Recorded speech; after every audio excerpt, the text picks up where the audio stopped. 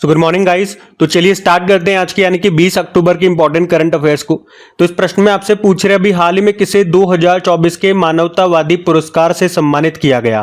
तो आंसर होगा मोहन जी को। तो प्रसिद्ध मानवतावादी और आध्यात्मिक नेता हैं मोहन जी, और इन्हीं को अभी साउथ अफ्रीका के जोहान्सबर्ग में उनके वैश्विक मानवीय नेतृत्व के लिए 2024 के मानवतावादी पुरस्कार से सम्मानित किया गया है, यानी कि 2024 का ह्यूमैनिटेरियन अवार्ड दिया गया मोहन जी को। ये लाइन आपको याद रखनी है। अब यहाँ पे कुछ इंपॉर्टेंट अवार्ड्स 2024 में जो हमने पढ़े थे वो मैं आपको रिवाइज कराऊंगा, लेकिन उससे पहले अगर मैं आपसे पूछूं कि विश्व मानवतावादी दिवस कब मनाया जाता है, वर्ल्ड ह्यूमैनिटेरियन डे, तो 19 अगस्त। 21 मानवतावादी सम्मान 2021 अभी दिया गया था रतन टाटा जी को, और 2023 के लिए ये जो 21 मानवतावादी पुरस्कार है बिल गेट्स को दिया गया था, पढ़ा है हमने कई बार। और पिछले साल जो संतो कबा मानवतावादी पुरस्कार 2023 दिया गया था, सोनम वांगचुक को दिया गया था। एक विश्व मानव तस्करी निरोध दिवस भी याद रखो 30 जुलाई को होता है, और एक ह्यूमन राइट डे मानव अधिकार दिवस कब होता है, 10 दिसंबर को होता है। चलो अवार्ड्स में आपको रिवाइज करवाऊंगा। जैसे अभी 54वां Dada Saheb Phalke life time achievement award 2022 के लिए दिया गया मिथुन चक्रवर्ती को। सैन्य gender advocate of the year award 2023 दिया गया राधिका सेन को। शॉ पुरस्कार जिसे पूर्व का नोबेल कहते हैं श्रीनिवास आर कुलकर्णी को दिया गया। साहित्य अकादमी फेलोशिप अवार्ड रस्किन बॉन्ड को। ट्यूरिंग पुरस्कार 2023 कंप्यूटिंग का नोबेल पुरस्कार कहते हैं एवी विक्टरसन को दिया गया। अंतर्राष्ट्रीय बुकर पुरस्कार 2024 जेनी एर्पेनबेक को दिया गया, जर्मनी की लेखिका हैं, इनके उपन्यास काइरोस के लिए, और ट्रांसलेटर है Michael Hoffmann. Whitley gold award जिसे ग्रीन ऑस्कर भी कहते हैं 2024 का मिला पूर्णिमा देवी बर्मन को, असम की है। 2024 का लच्छू महाराज पुरस्कार दिया गया पंडित राजेंद्र गंगानाई को। गोल्डमैन पर्यावरण पुरस्कार 2024 मिला जिसे ग्रीन नोबेल पुरस्कार कहते हैं आलोक शुक्ला को, छत्तीसगढ़ के हैं। 21 मानवतावादी पुरस्कार 2021 मैंने आपको बताया रतन टाटा जी को, और 2023 का बिल गेट्स को। वर्ल्ड प्रेस फोटो 2024 का खिताब जीता मोहम्मद सलीम ने। आर्यभट्ट पुरस्कार पावुलेरी सुब्बा राव को मिला। लता दीनानाथ मंगेशकर पुरस्कार 2024 अमिताभ बच्चन को। एबेल पुरस्कार जिसे गणित का नोबेल पुरस्कार कहते हैं मिशेल टेलाग्रैन को मिला। बाकी Ramon Magsaysay award 2023 doctor Ravi Kannan को दिया गया। ये 2023 वाला मैं आपको बता रहा हूँ क्योंकि इसमें ये एक भारतीय थे। वैसे अभी 2024 की भी घोषणा कर दी गई है, उसमें एक भी भारतीय नहीं है, वो भी मैं आपको रिवाइज करवाऊंगा। लेकिन ये वाला हमें याद रखना है, ये एग्जाम में पूछा भी जा चुका है, ये मैं आपको बता दूं। V Shantaram life time achievement award Subbaiah Nalla Muthu को मिला। Nelson Mandela life time achievement award Vinod Ganatra. WHO ने, वर्ल्ड हेल्थ ऑर्गेनाइजेशन ने अभी नेल्सन मंडेला पुरस्कार दिया था, भारतीय संस्थान है निमहंस उसको। तो ये मिलते जुलते पुरस्कार है, इसलिए मैंने एक साथ रख दिया, ध्यान रखना। पेन पिंटर साहित्यिक पुरस्कार 2024 अरुंधति रॉय को मिला। आरती उत्तर प्रदेश के ऑटो ड्राइवर है, आपको याद होगा जो ब्रिटेन के किंग चार्ल्स तृतीय है, उनसे ये अमल क्लूनी महिला सशक्तिकरण पुरस्कार से सम्मानित हुई थी। Commonwealth short story prize 2024 Sanjana Thakur को मिला, इनके उपन्यास ऐश्वर्या राय के लिए। 12वां विश्व हिंदी सम्मान डॉक्टर उषा ठाकुर को। शिव शंकरी जो तमिल लेखिका है, डॉक्टर सी नारायण रेड्डी राष्ट्रीय साहित्य पुरस्कार मिला था। नरेंद्र मोदी जब ये रशिया गए थे इसी साल, रशिया का सर्वोच्च नागरिक पुरस्कार इनको मिला था जिसे कहते हैं order of Saint Andrew the apostle. और हमारी राष्ट्रपति जी अभी तिमोर लेस्ते गई थी, वहाँ का सर्वोच्च नागरिक सम्मान ग्रैंड कॉलर ऑफ ऑर्डर मिला। जब वो फिजी गई थी तो वहाँ का सर्वोच्च सम्मान कंपेनियन ऑफ द ऑर्डर मिला था। प्रोफेसर के चोकलिंगम तमिलनाडु से हैं, अभी हंस वोन हेंटिंग पुरस्कार मिला। और रिगोबर्टा मेंचुतुम ग्वाटेमाला की हैं, अभी गांधी मंडेला पुरस्कार 2020 इनको मिला। और अभिनव बिंद्रा जो शूटर हैं, हमारे लिए ओलंपिक में पहला गोल्ड यही लेकर के आए थे, अभी इनको ओलंपिक ऑर्डर सम्मान भी मिला था। तो ये 2024 के मोस्ट इंपॉर्टेंट अवार्ड्स मैंने आपको रिवाइज करे, सारे इंपॉर्टेंट ध्यान में रखना। अगला प्रश्न देखते हैं। फिर अगले प्रश्न में पूछ रहे हैं अभी हाल ही में विश्व सांख्यिकी दिवस कब मनाया गया। तो आंसर होगा 20 अक्टूबर को मनाया जाता है ये। तो 20 अक्टूबर को वर्ल्ड स्टैटिस्टिक डे के रूप में मनाया जाता है, जबकि भारत में जो स्टैटिस्टिक डे होता है वो 29 जून को होता है, याद रखना। अभी हमने मनाया था, और थीम याद है क्या उसकी, निर्णय लेने के लिए डेटा का उपयोग। इस बार के हमारे नेशनल स्टैटिस्टिक डे की थीम थी। वैसे आप पूछोगे कि ये वर्ल्ड स्टैटिस्टिक डे की थीम क्या है, तो इसकी थीम नहीं है। देखो मैं आपको बता दूं, ये जो डे है वर्ल्ड स्टैटिस्टिक डे, ये हर 5 साल में सेलिब्रेट किया जाता है। पहली बार 2010 में, फिर 2015 में, फिर 2020 में, अब 2025 में सेलिब्रेट करेंगे। तो जब सेलिब्रेट करेंगे तब थीम होगी। लेकिन मनाया कब जाता है ये याद रखना है, 20 अक्टूबर को मनाया जाता है। और भारत वाला तो हर साल मनाते हैं 29 जून को। अच्छा, भारतीय सांख्यिकी के जनक, फादर ऑफ इंडियन स्टैटिस्टिक किन्हें कहा जाता है? प्रोफेसर महालनोबिस को। आपको याद है इंटरनेशनल प्राइज इन स्टैटिस्टिक 2023 किसे मिला था? CR राव को मिला था। अच्छा, यहाँ पे एक और दिवस मैं आपको बता रहा हूँ, ये हमारा छूट गया है, वर्ल्ड एनेस्थीसिया डे। ये 16 अक्टूबर को होता है, याद रखना। एनेस्थीसिया आपने कई बार नाम सुना होगा, जब सर्जरी या ऑपरेशन होता है तो उस दौरान एनेस्थीसिया दिया जाता है। इससे मरीज बेहोश हो जाता है, उसको दर्द नहीं होता। तो ये उसको लेकर के एक डे है और इसकी थीम है वर्क फोर्स वेलनेस। और 16 अक्टूबर को ही क्यों मनाते हैं ये दिवस? क्योंकि एनेस्थीसिया का पहली बार उपयोग ये 16 अक्टूबर 1846 को किया गया था, इसीलिए 16 अक्टूबर की तारीख चुनी गई है। चलो एक बार मैं अक्टूबर के सारे इंपॉर्टेंट डेज आपको फिर से रिवाइज करवा दूं। तो 1 अक्टूबर को अंतर्राष्ट्रीय वृद्धजन दिवस, कॉफी डे और वेजिटेरियन डे। 2 अक्टूबर को अंतर्राष्ट्रीय अहिंसा दिवस, स्वच्छ भारत दिवस। 4 अक्टूबर को विश्व पशु दिवस। 5 अक्टूबर को वर्ल्ड टीचर डे और राष्ट्रीय डॉल्फिन दिवस। 7 अक्टूबर विश्व कपास दिवस। 9 अक्टूबर वर्ल्ड पोस्ट डे। 10 अक्टूबर को विश्व मानसिक स्वास्थ्य दिवस, पोस्टल डे और वर्ल्ड साइट डे। 11 अक्टूबर को अंतर्राष्ट्रीय बालिका दिवस। 12 अक्टूबर विश्व पक्षी प्रवासी दिवस। 13 अक्टूबर को अंतर्राष्ट्रीय आपदा जोखिम न्यूनीकरण दिवस। 13 अक्टूबर स्तन कैंसर जागरूकता दिवस। 14 अक्टूबर को विश्व मानक दिवस। फिर 15 अक्टूबर को अंतर्राष्ट्रीय ग्रामीण महिला दिवस के रूप में मनाया।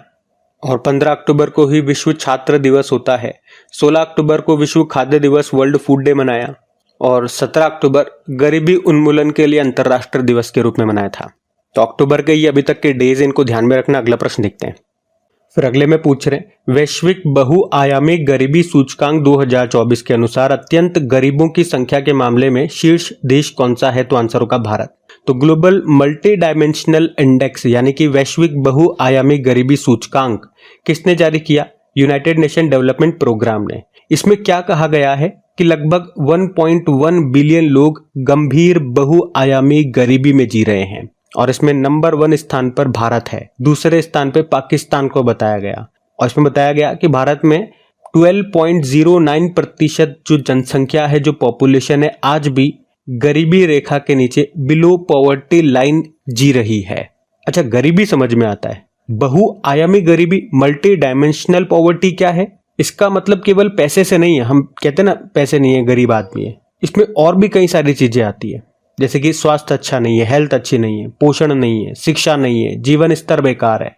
जीवन स्तर के अंदर सब चीजें आ जाएंगी, घर नहीं है, बिजली नहीं है, पीने के लिए स्वच्छ जल नहीं है, संपत्ति नहीं है। तो ये सबको कलेक्ट करके कहा जाता है मल्टी डायमेंशनल पॉवर्टी, बहुआयामी गरीबी। तो इसमें पहले स्थान पे भारत को रखा, फिर पाकिस्तान को रखा। चलो एक प्रश्न मैं आपसे पूछता हूँ कि ह्यूमन डेवलपमेंट इंडेक्स, मानव विकास सूचकांक में भारत की रैंक क्या है? अगर आता है तो जल्दी से टाइप करो, क्योंकि इसका उत्तर कुछ ही देर में मैं दे दूंगा आपको। और इसको भी उसी ने जारी किया था जिसने ये वैश्विक बहुआयामी गरीबी सूचकांक को जारी किया, यानी कि यूनाइटेड नेशन डेवलपमेंट प्रोग्राम ने। अभी हमने पढ़ा भी था अंतर्राष्ट्रीय गरीबी उन्मूलन दिवस, ये हम 17 अक्टूबर को मनाते हैं। और मैंने कल आपसे एक प्रश्न पूछा था, सस्टेनेबल डेवलपमेंट नंबर कौन सा है जो नो पॉवर्टी को बताता है? तो सस्टेनेबल डेवलपमेंट नंबर 1 बताता है।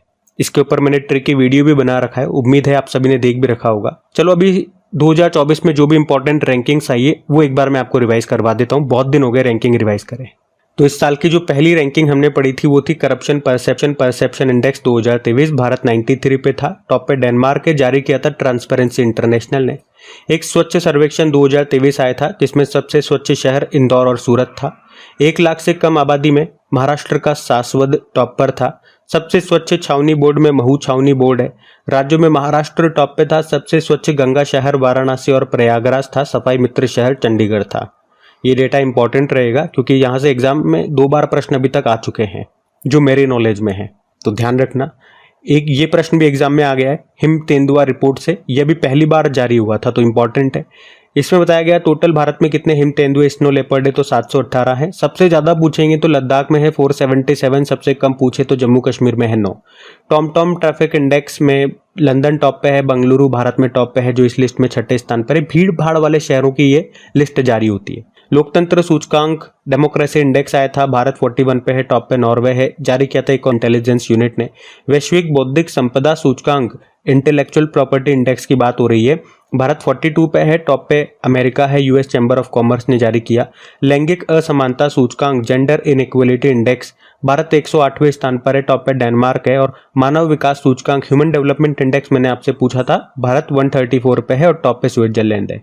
और इन दोनों इंडेक्सेस को जारी किया यूनाइटेड नेशन डेवलपमेंट प्रोग्राम ने। और आज वाला जो हमने पढ़ा था वैश्विक बहुआयामी गरीबी सूचकांक, उसको भी जारी किया है, इंग्लिश में बोलोगे तो ग्लोबल मल्टी डायमेंशनल इंडेक्स, उसको भी जारी किया है यूनाइटेड नेशन डेवलपमेंट प्रोग्राम ने ही। बाकी हैप्पीनेस इंडेक्स में भारत 126वें स्थान पर है, टॉपर फिनलैंड है, यूनाइटेड नेशन ने जारी किया।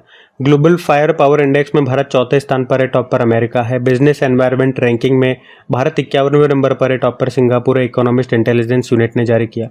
ग्लोबल यूनिकॉर्न इंडेक्स में भारत 3रे स्थान पर है, पहले पे अमेरिका फिर चाइना है, हुरुन ने जारी किया।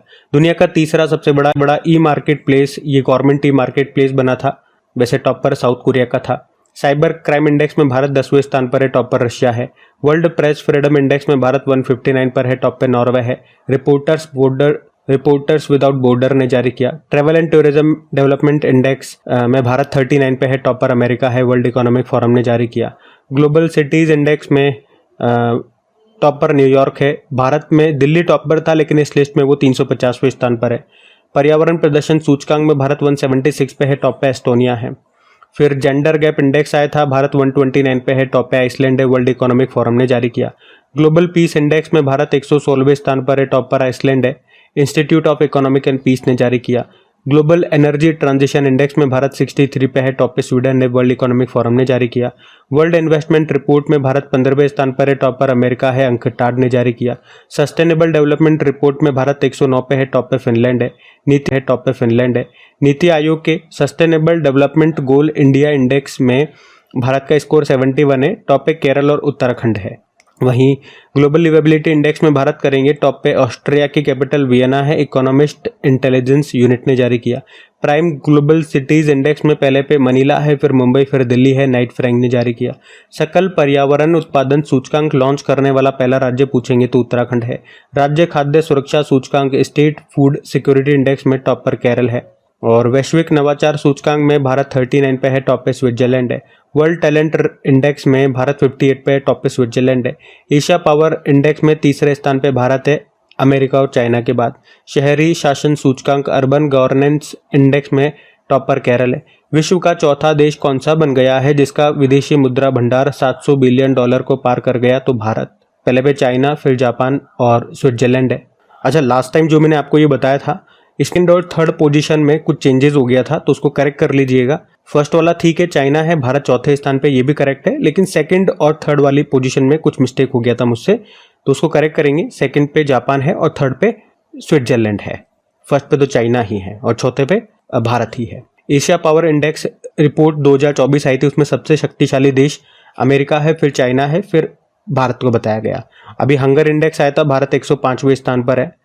और याद रखेंगे, अभी वर्ल्ड GNI यानी कि ग्रॉस नेशनल इनकम रैंकिंग आई थी, उसमें भारत 150वें स्थान पर है, टॉप पे बरमुडा है। वर्ल्ड बैंक ने इसको जारी किया था। तो ये 2024 की जनवरी से लेकर अभी तक की सारी रैंकिंग मैंने आपको एक साथ यहाँ पे रिवाइज करवा दी है, सारी इंपॉर्टेंट है। अभी आपके जितने भी एग्जाम हुए और जिन जिन एग्जाम में रैंकिंग से प्रश्न आया, आपको इस रैंकिंग से जो मैंने आपको रिवाइज कराई, इन शीट से आपको प्रश्न देखने को मिलेगा, तो ये याद रखना। तो अगले प्रश्न में पूछ रहे हैं, हाल ही में राष्ट्रीय महिला आयोग की नई अध्यक्ष कौन बनी है? इंपॉर्टेंट क्वेश्चन है ये भी। आंसर हो जाएगा विजया किशोर रहाटकर। तो अभी भारत सरकार ने विजया किशोर रहाटकर को राष्ट्रीय महिला आयोग का नया अध्यक्ष नियुक्त किया है। वे आयोग की 9वें नंबर की अध्यक्ष होंगी। अच्छा, इनके अलावा अर्चना मजूमदार को राष्ट्रीय महिला आयोग का सदस्य नियुक्त किया गया है, तो ये भी एक नाम न्यूज में है। देखो, राष्ट्रीय महिला आयोग की बात करें ना, तो इसका मकसद क्या है? महिलाओं के अधिकारों की रक्षा करना, उनके खिलाफ हो रहे भेदभाव और हिंसा को खत्म करना और उन्हें सभी क्षेत्रों में समान अवसर प्रदान करना।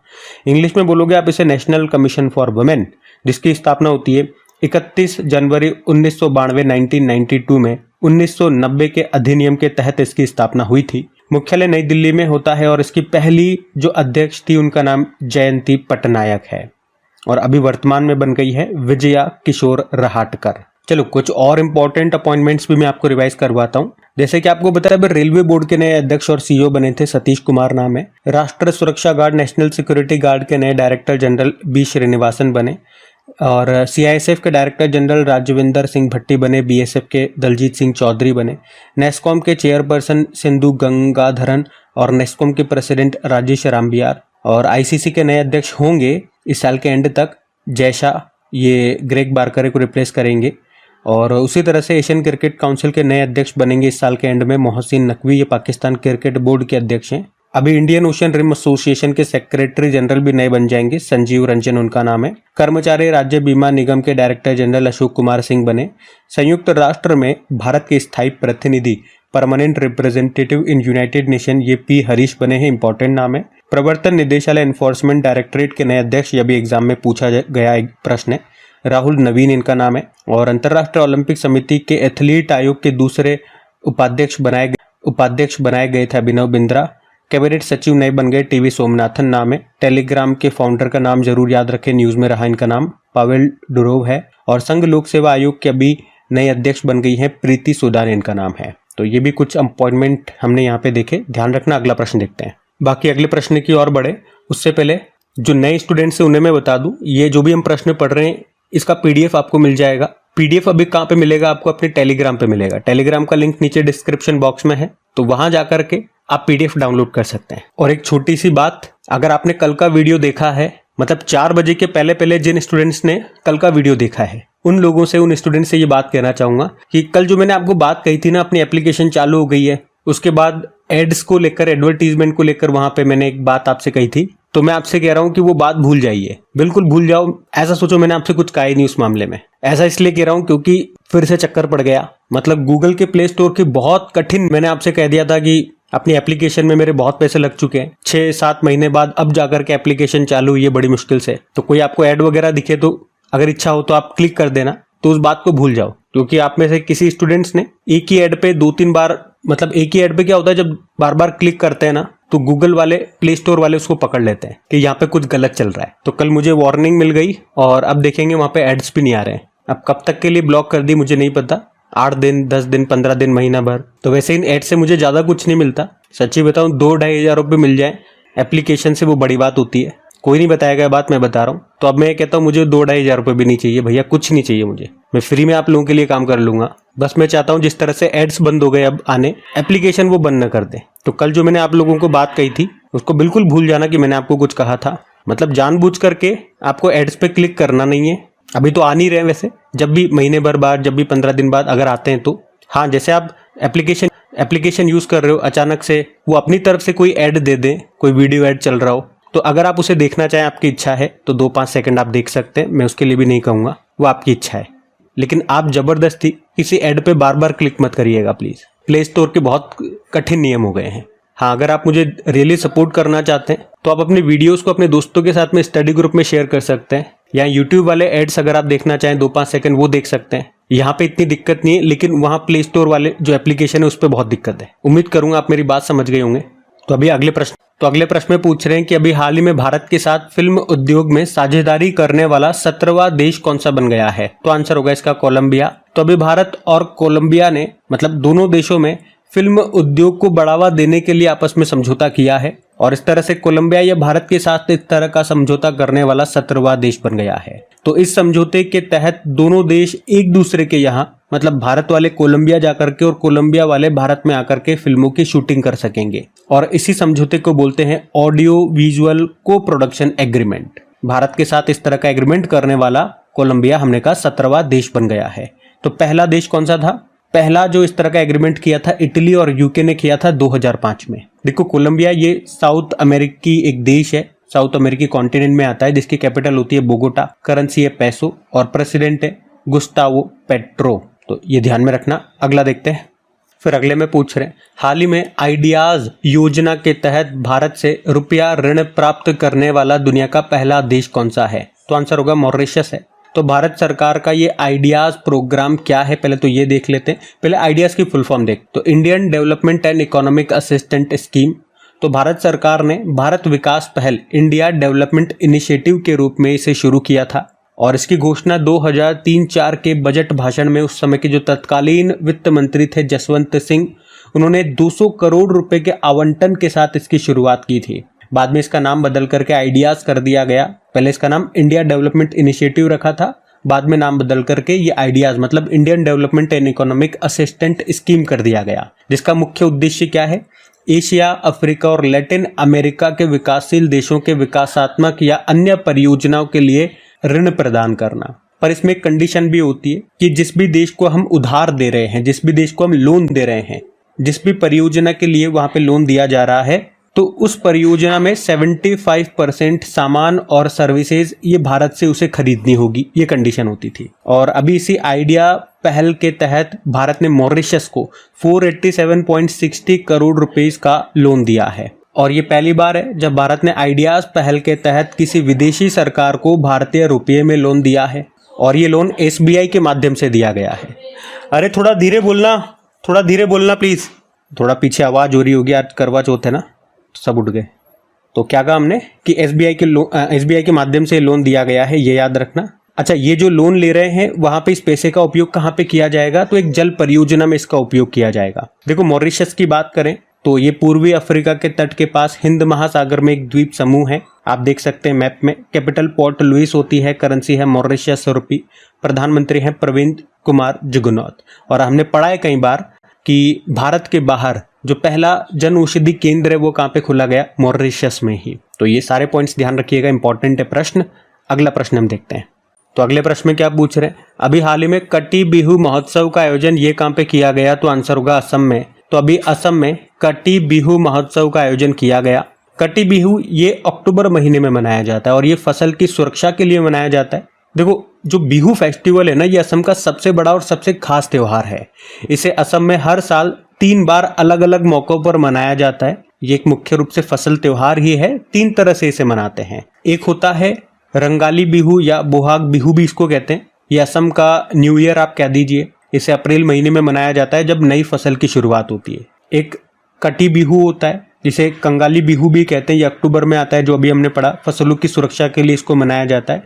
किसान अपने खेतों में तुलसी के सामने दिए जलाते हैं इसमें और फसल की अच्छी पैदावार के लिए प्रार्थना करते हैं। और एक भोगाली बिहू होता है जिसे माघ बिहू भी कहते हैं, ये जनवरी में मनाते हैं जब फसल कटकर घर आ जाती है।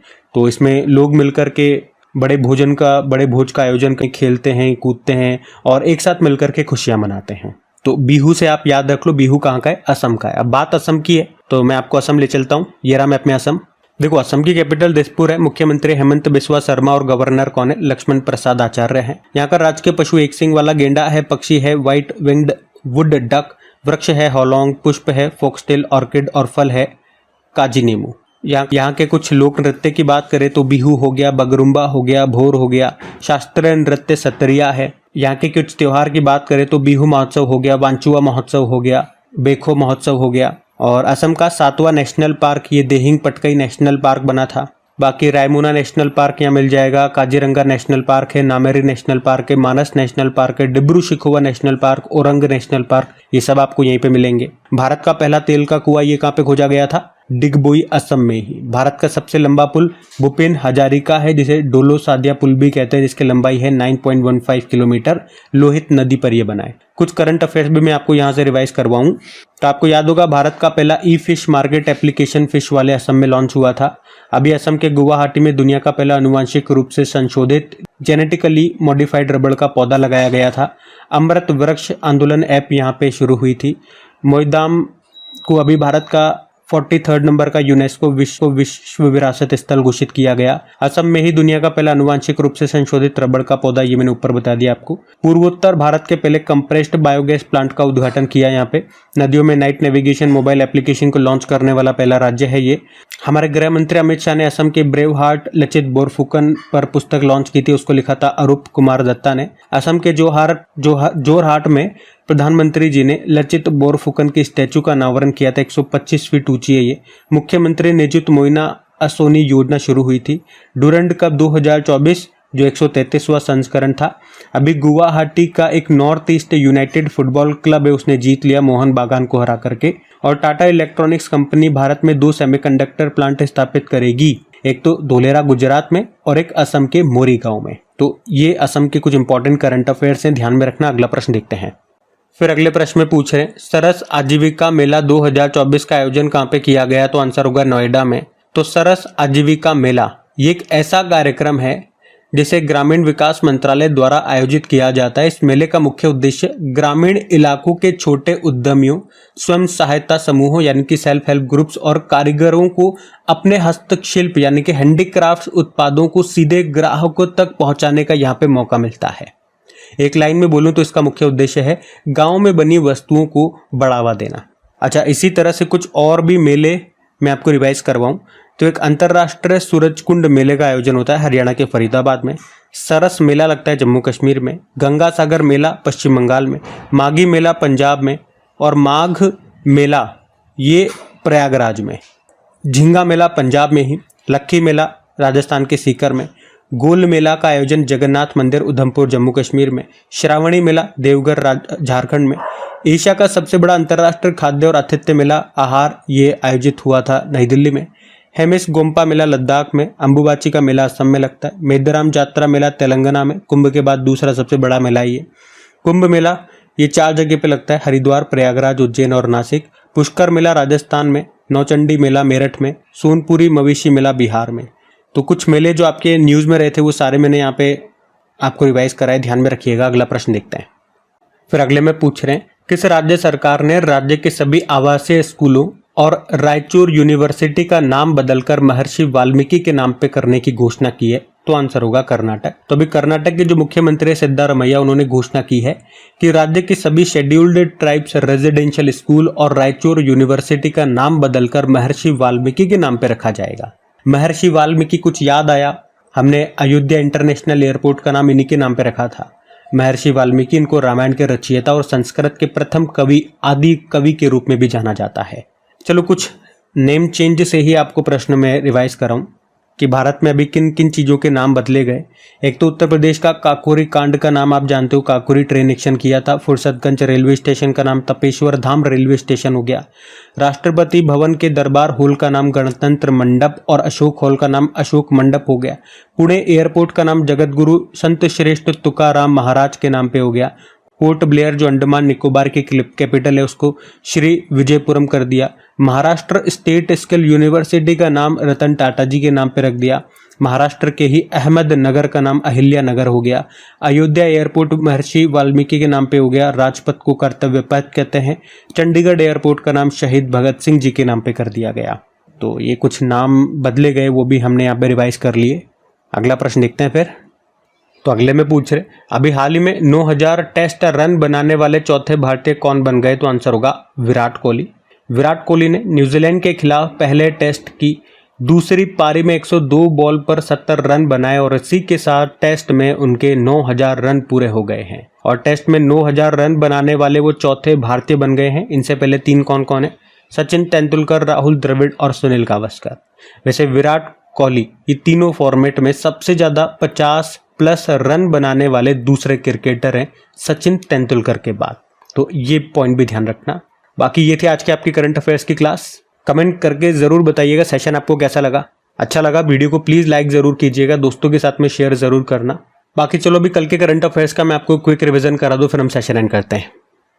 तो पहला प्रश्न पूछा था सुप्रीम कोर्ट ने नई न्याय की देवी की प्रतिमा का अनावरण किया है, इसमें क्या बदलाव हुए? आंखों की पट्टी जो बंदी थी वो हटा दी, तलवार की जगह संविधान की किताब पकड़ा दी गई। फिर पूछा भी 2024 का नॉनसेन शरणार्थी पुरस्कार कितने लोगों को मिला? 5 को मिला। और बड़ा दशई उत्सव कहाँ पे मनाया गया? नेपाल में। हमारे जो रेल मंत्री अश्विनी वैष्णव इन्होंने किन के बीच शेतकरी समृद्धि किसान स्पेशल ट्रेन शुरू की? महाराष्ट्र और बिहार। फिर गरीबी उन्मूलन के लिए अंतर्राष्ट्रीय दिवस मनाया गया 17 अक्टूबर। 4 अमृत फार्मेसियां खोलने वाली पहली कोयला कंपनी बन गई south eastern coalfield limited. HDFC bank ने कहा अपनी पहली शाखा ब्रांच खोली सिंगापुर। फ्लाइंग फेस्टिवल का मनाया गया हिमाचल प्रदेश। मेरा होऊ चोंगबा उत्सव मनाया गया मणिपुर में। और आखिरी प्रश्न था अभी पहली आसियान भारत ट्रैक 1 साइबर नीति वार्ता कहाँ पे आयोजित हुई? तो सिंगापुर में। कल का भी होमवर्क प्रश्न देख लेते हैं और फिर सेशन एंड करते हैं। तो कल आपसे पूछा था एशिया किंग गिद्धों के लिए विश्व के पहले प्रजनन केंद्र का उद्घाटन कहाँ पे किया गया? तो आंसर होगा उत्तर प्रदेश में। आप सभी ने प्रश्न का बिल्कुल सही उत्तर दिया। अब ये आज का आपका होमवर्क प्रश्न।